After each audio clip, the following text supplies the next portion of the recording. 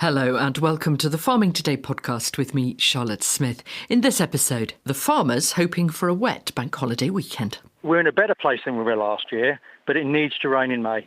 Literally planted my sunflowers today, and my sugar beet certainly needs it as well. An inch would be a blessing, half an inch would be a delight.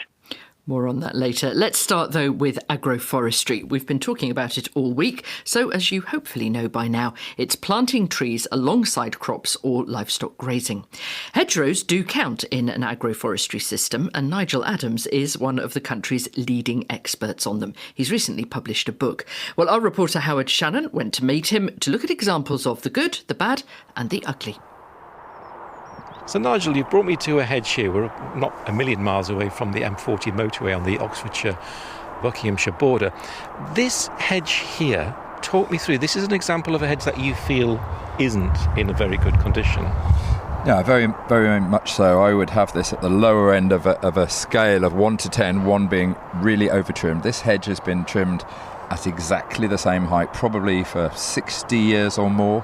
It originally would have been a hawthorn hedge, an enclosures hedge as we call it. The hawthorn has practically all disappeared. If we look in the bottom, we can actually see old signs of hedge laying. So it's been invaded by elderberry, blackthorn is starting to come in, but there's so many gaps. There's literally not enough stems in this hedge. And one of the most important aspects of any hedge when I assess it is how many stems there are in the hedge. Why shouldn't a hedge then be cut at exactly the same height? I truly believe that a hedge has got to go through a bit of a life cycle. So there are going to be times in its life when it's cut short, and there's nothing wrong with cutting hedges at all, but then we need to let it go on through its life cycle, develop in size, in height, and then once in a lifetime, every hedge on a farm has to be rejuvenated. We could coppice it to ground level and get the regrowth on that, or we could lay it. This thing has gone way past. Perhaps I could take you and show you a hedge where we've allowed it to breathe a bit. Well, Nigel, I've just driven a couple of miles down the road from a hedge that you felt wasn't a very good example to a hedge in front of me. This looks beautiful.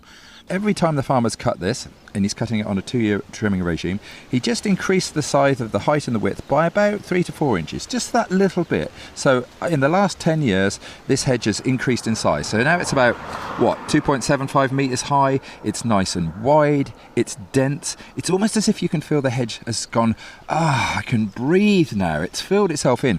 Now, the hawthorn blossom is not quite out yet, but you can see it's just about to appear. You can see it's loads of insects already feeding on various things in the hedge, bits of bramble within it. It's a nice, thick, dense hedge.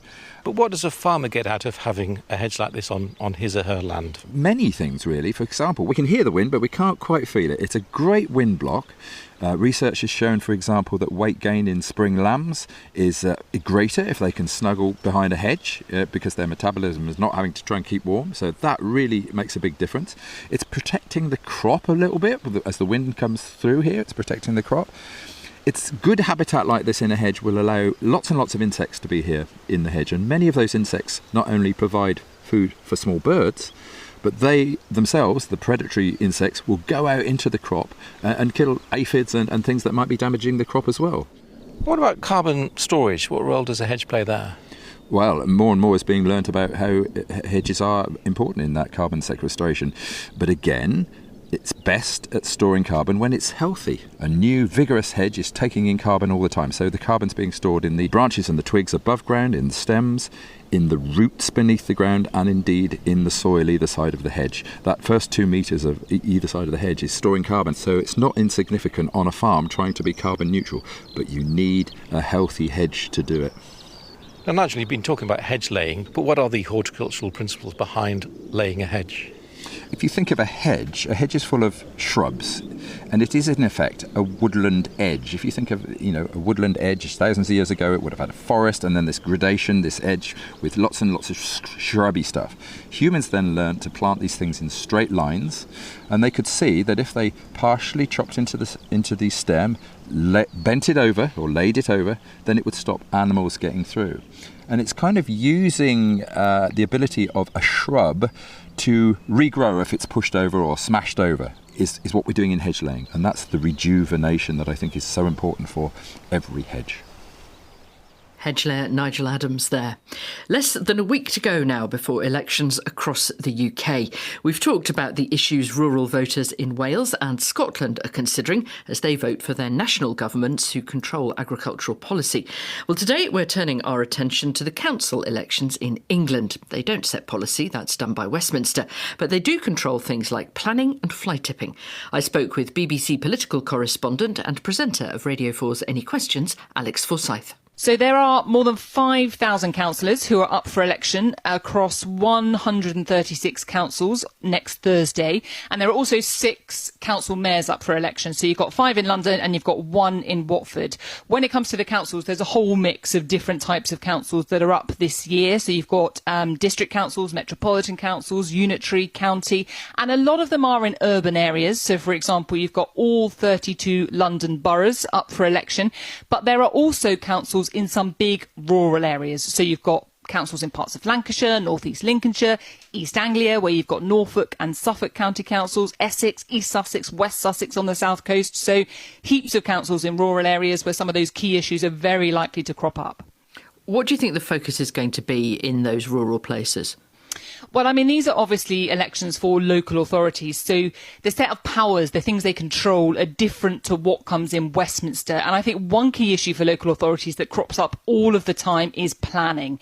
So, of course, there is that issue about the need for housing, the need for house building versus the impact that can have on local communities and the countryside. But there's also that question about use of land, including agricultural land, particularly for renewable energy infrastructure. So things like solar panels or wind turbines or pylons.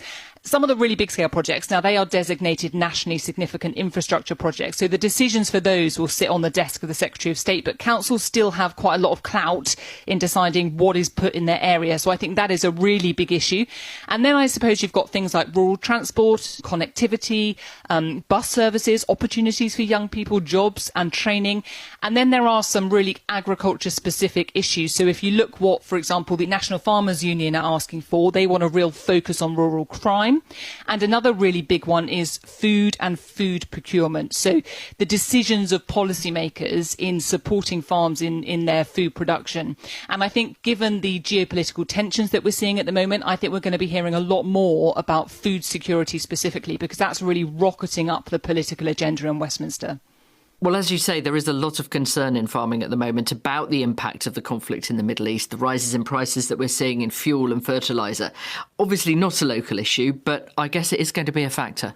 I think it's inevitable that it will be a factor because, you know, one of the big things that sits across whole set of elections, so that is in Scotland, Wales and for these local authority elections in England, is the cost of living. You know, when you speak to people that go out and canvass public opinion, they consistently say it comes in one of the top 3 issues that people care about. There's the question of household energy bills, but then in rural communities there are other factors. So just think about fuel prices. You know, a lot of people who are driving and relying on their cars to get around, exactly as you say when it comes to farms, fuel and fertiliser, things that you've spoken a lot about on farming today. And we are hearing a lot of this really central messaging on the cost of living from the political parties who are vying for votes. So you've got the Conservatives, Liberal Democrats, Reform UK.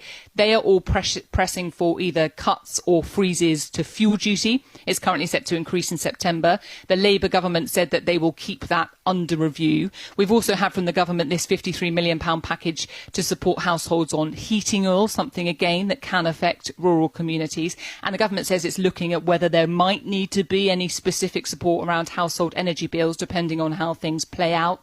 You've also got parties talking about wider issues of affordability. So that's things like, you know, public transport, Liberal Democrats and the Greens talking about the price of bus and rail fares. You've got the Conservatives talking about taxes, the impact that has on businesses and rural businesses. And Reform UK, for them, a really big focus is net zero. They oppose net zero as a policy, and they are suggesting that moving away from net zero programmes and policies might reduce bills for energy for households, but also for businesses. So you've got a load of parties really keen to talk about this issue because they know how pertinent it is to voters.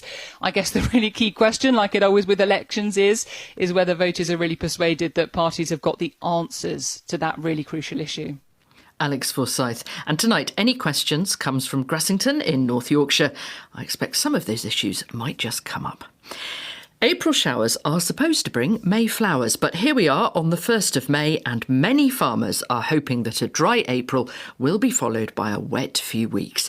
Some parts of the country, notably in the east of England, have had between 2 and 4% of the expected rainfall last month. Well, this feels a lot like last year when the dry spring led to a loss of yields and even failed crops, and that hit the bottom lines of farming businesses. Some farmers are warning that without rain soon, we could see the same again this year. Edward Vipond is Farms Director at Truston Farms in Suffolk, covering nearly 2,700 acres across 4 sites. I'm in a field of spring barley, and I think the word is patchy. Lack of rain, 4 millimetres in April has not helped. When did you last have useful rain? Well, I got excited by 1.5 millimetres, which is an alarming thought, but 1.5 millimetres on Monday. But that has gone, long since gone, with a strong easterly wind. How much rain would you expect in April? We'd be in the 30, 35, 40 millimetres as a rule.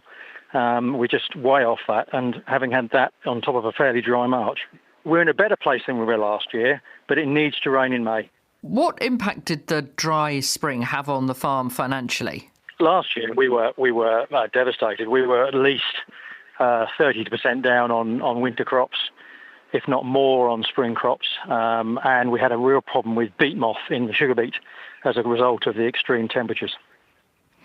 Because of all that, plus the rises that we've seen in the price of things like fuel and fertiliser, some farmers haven't planted spring crops this time because they couldn't see how they could make any money on them. It's an alien concept that we have to maybe think more about. I've been born and raised to grow things, and to not grow things goes against the grain.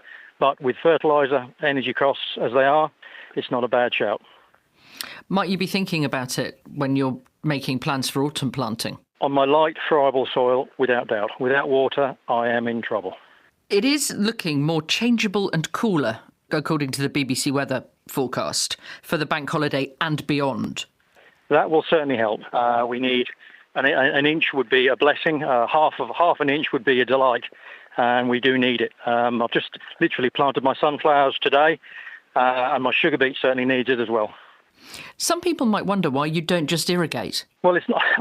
Unfortunately, we're not allowed to. On certain soils on the farm, we do for root crops, for onions and potatoes, but for the cereals, we simply haven't got the ability to irrigate.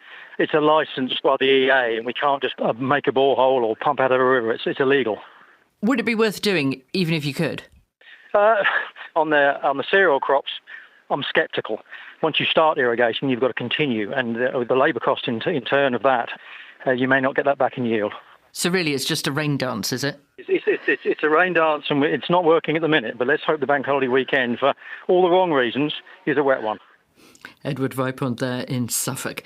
Now, yesterday we talked about this.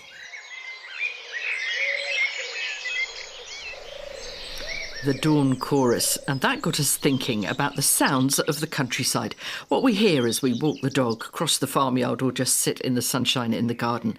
So what sounds of the countryside do you most connect with? For me, it's the quiet, with wind in the trees and a background of bird song, or sheep and cattle grazing, and of course, tractors. What is it then for you? Lambs, horses, rivers, pubs? You can use your phone however you want to do it, record 20 seconds or so of what you can hear and email it to us. We're farming.today@bbc.co.uk. Do please keep it short because otherwise the BBC file will ping it back to you. Next week we'll share the sounds. But that's it from us for now. I'm Charlotte Smith. The producer is Beatrice Fenton, and Farming Today is a BBC Audio Bristol production.